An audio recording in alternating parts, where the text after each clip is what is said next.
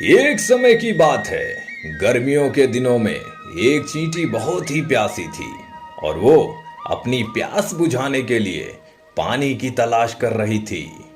कुछ देर आसपास तलाश करने के बाद वह एक नदी के पास पहुंची। सामने पानी था, लेकिन पानी पीने के लिए वह सीधे नदी में नहीं जा सकती थी। इसीलिए वहीं एक छोटे से पत्थर के ऊपर चढ़ गई। लेकिन जैसे ही उसने पानी पीने की कोशिश की, वह फिसलकर नदी में जा गिरी। उसी नदी के किनारे एक पेड़ था, जिसकी टहनी पर एक टुनटुनी चिड़िया बैठी थी। उसने चींटी को पानी में गिरते हुए देख लिया। टुनटुनी को उस पर तरस आया और उसने चींटी को बचाने की कोशिश की। टुनटुनी ने तेजी से पेड़ से एक पत्ता तोड़कर नदी में संघर्ष कर रही चींटी के पास फेंक दिया।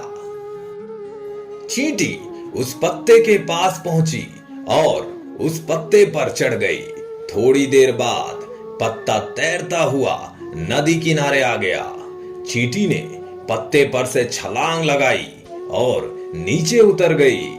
चींटी ने पेड़ की तरफ देखा और टुनटुनी चिड़िया को उसकी जान बचाने के लिए धन्यवाद किया।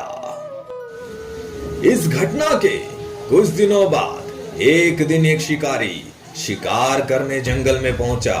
उसने देखा कि एक चिड़िया पेड़ पर बैठी थी। वह चिड़िया कोई और नहीं बल्कि टुनटुनी थी। शिकारी ने बंदूक निकाला और टुनटुनी पर तान दिया।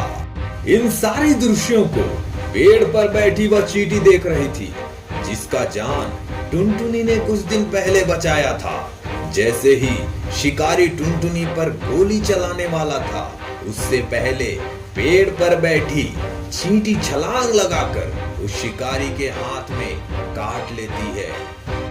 तेज दर्द के कारण शिकारी ने उस बंदूक को हाथ से छोड़ दिया और चिल्लाने लगा।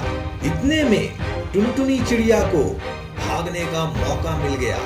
वह अपनी जान बचाकर उड़ गई।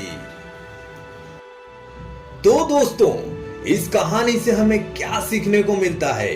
हमें यही सीखने को मिलता है कि कर भला तो हो भला।